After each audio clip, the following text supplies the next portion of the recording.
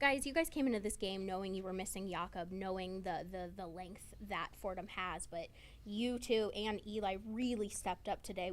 What was the energy like that really allowed you guys to kind of have the games you did? I feel like at the start of the game, it kind of took a while to get to that level of energy that we had. It took Coach Drew yelling at us, but I feel like as soon as we took the yelling that he gave us, we upped the energy and just went up from there. Yeah, I just feel like, it's always hard to play with Jakob. He's a big piece of our team, either in defense or offense a lot of times.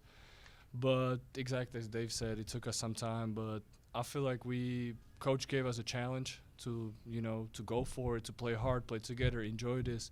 And I think we succeeded at that and played, pretty good basketball today. Pretty good.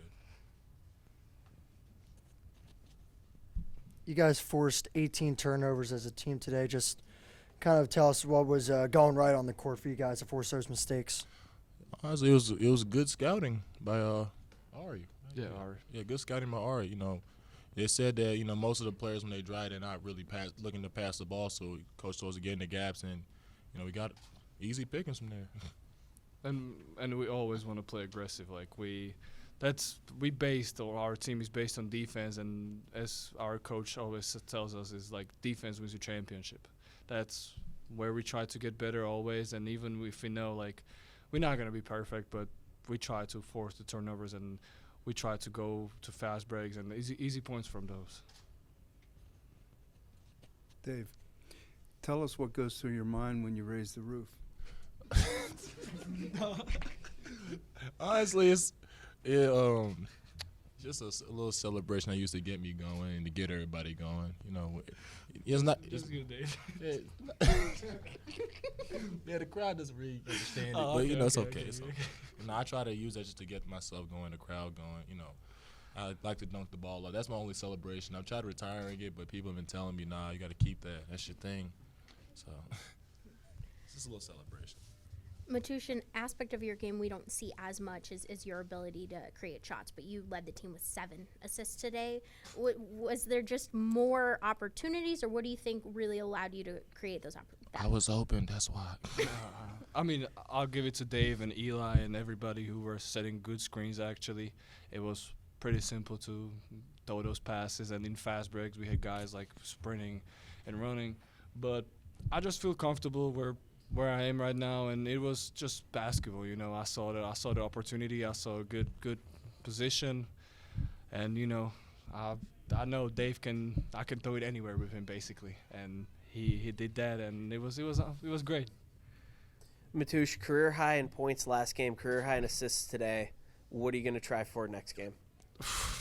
That's a good one. I don't know. I mean, I don't really care about those, but I'll try rebounds because coaches are on me basically that I got to rebound, but I'll try rebounds. But I don't really care about those things. Like I'm happy for it. Of course, it's like when you think about it, I had a career high in points, assists. But for me, most important is win and to get the whole team going and be happy after the win. Because even if you play good and you lose, it doesn't feel good.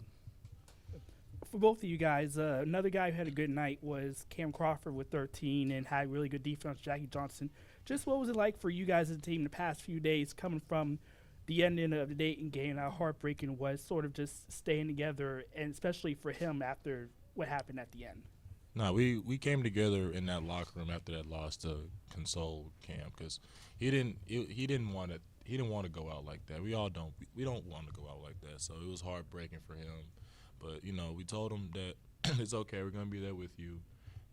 If we didn't play the way we did, he wouldn't have been in that situation. So it's on all of us as well as him.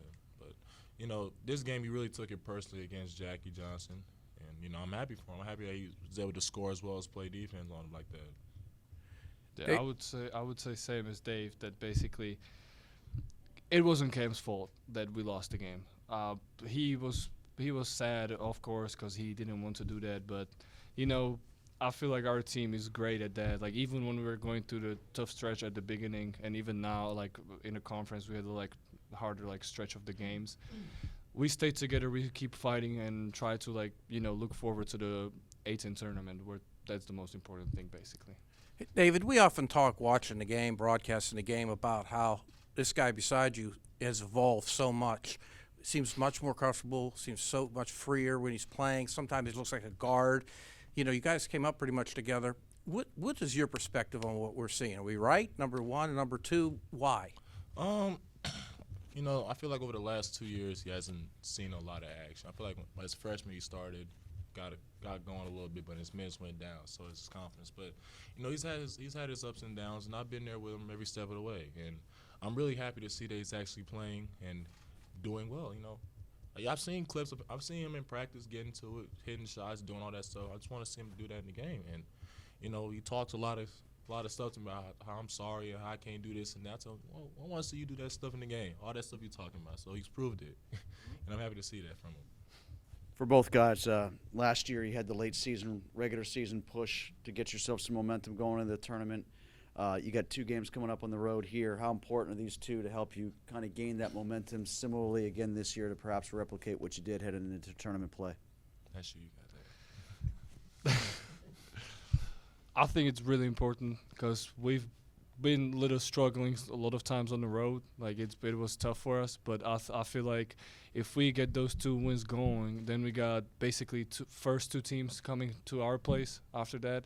So if we get the momentum exactly and we won those games, even if they hard or whatever, like we need to come up with those wins, come together and get the momentum for the home games, and then after that we need to get the momentum for the tournament. So I feel like this whole stretch until the tournament is really important for us, how we're going to perform, how we're going to prepare for everything. So it's going to be hard, but I really believe in our team. Like we still have a good team.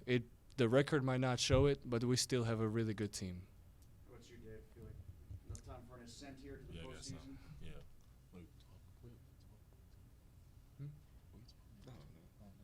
Well, I don't really know what our record is, but I remember last year Coach Danbrow would say to us, like he told us when we were 0-6 that we're still one of the best 0-6 teams in the country. And I still believe that whatever our record is, because I'm 0-5, whatever. But I still believe that even at our current record now, we're still one of the best teams in the country, best teams in the league. You know, we have a lot of guys who can score the ball. We have a lot of guys who can handle the ball, assist, facilitate. We have a strong presence down low. And I feel like with these next few games, it's going to be a huge test for us because it's going to show what the A-10 tournament is going to be about. And, you know, a lot of guys on the team who are new, don't really have much experience with that.